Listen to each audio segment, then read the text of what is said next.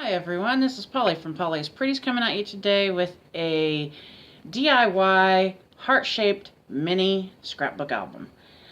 As far as I know, I haven't seen anyone do this, so we're going to give this a go. So the supplies you're going to need, obviously, is a glue stick, hot glue sticks, hot glue gun,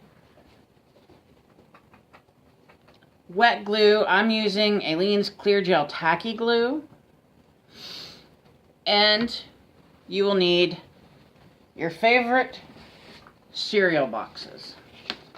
Yeah, I said cereal boxes. We're going to use these in place of chipboard. They're cheaper and easier to get. You will also need some Valentine's Day embellishments. I have my box of ones I've made. You will need a heart template of your size. The one I used was fairly large, and this is the cutout that it made. You will need 16 pieces of paper of your choosing for your book. And let's go ahead and get started. So you will cut out 8 pieces of your chipboard in your heart shape. The reason why it's only 8 is because you can use the front as well as the back piece. That being said, let's move this aside because I've already cut my 8. Next, you will need 16 pieces of paper cut, and these can be any paper of your choosing to go with whatever theme you want to go with. What you will do then, and I'll bring mine over. Mine I've already been glued and let dry overnight. You will glue your paper to the front and the back of your cardboard heart. Then you will let them under books to dry for 24 hours, which I already have done. Then the next step I did is to take my trusty old hole punch, which is just your average run-of-the-mill hole punch, and to punch holes in 2 spots on the side of the hearts. Hopefully you'll be able to see those. And I lined this heart up with the next heart and so on down the line until I finished up getting all of the hearts punched. Now, since mine have already dried overnight and I've already got the holes punched, the next step I would like to do with mine is to cut 2 lengths, fairly long, of ribbon because, well, my hands are not dainty, as we all know. You've probably seen enough of the videos to know this. And what I'm going to do with these 2 lengths of ribbon is, once I line my hearts up here, okay, oops, I probably just knocked that one out of alignment, but anyway, I'm going to fold my ribbon twice over itself on this one end. And then I'm going to pick my hearts up, make sure they're aligned again. And I'm going to try to do this without using a needle, which may be difficult, but I don't want to have to go in and try to find a needle that will work with this ribbon.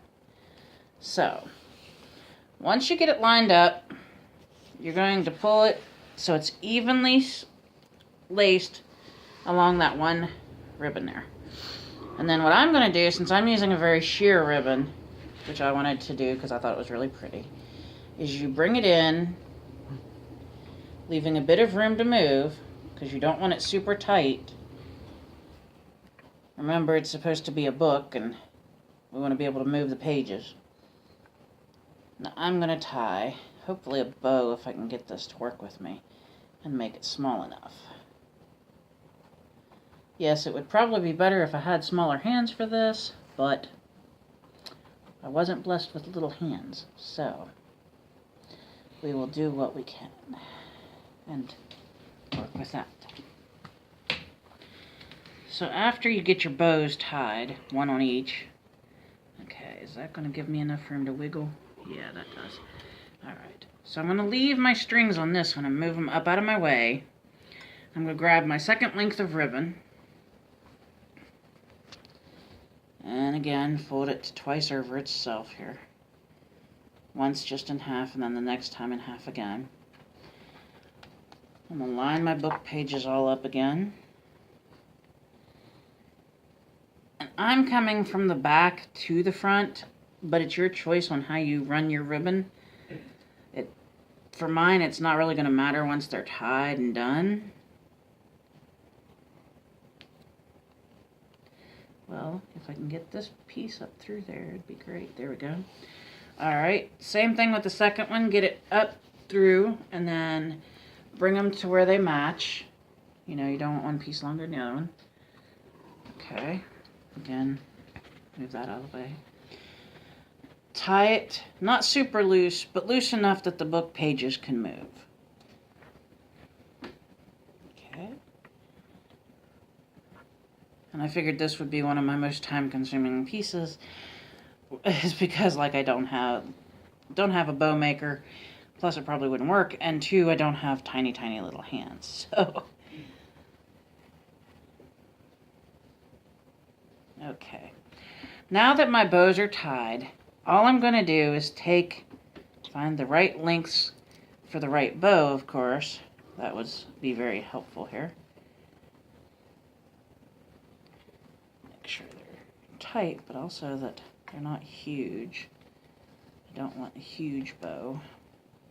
There we go, that's pretty good. And then we're going to grab our scissors. And I don't mind if the ribbon hangs a bit because, well, it's supposed to be a Valentine's Day book. So, what I'm going to do is cut my ribbons. Make sure I do this here. I think I'm going to have to turn this. It says yes.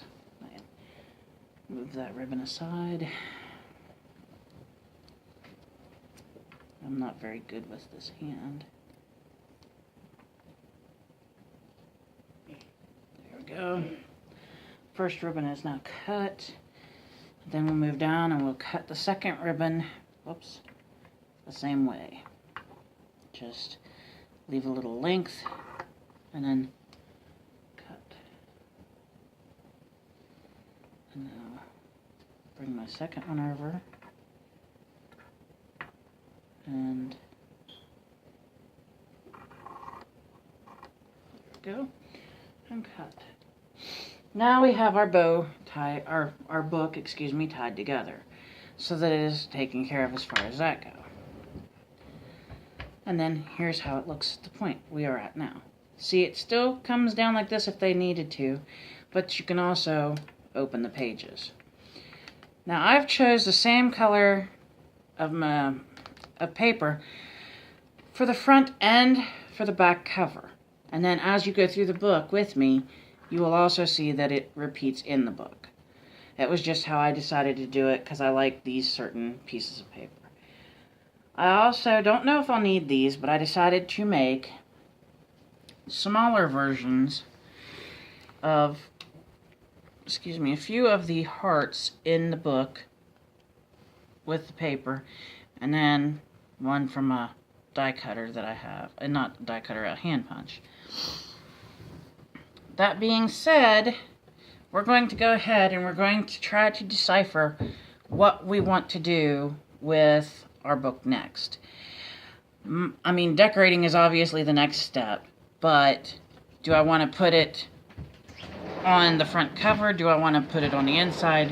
Where do I want to move it?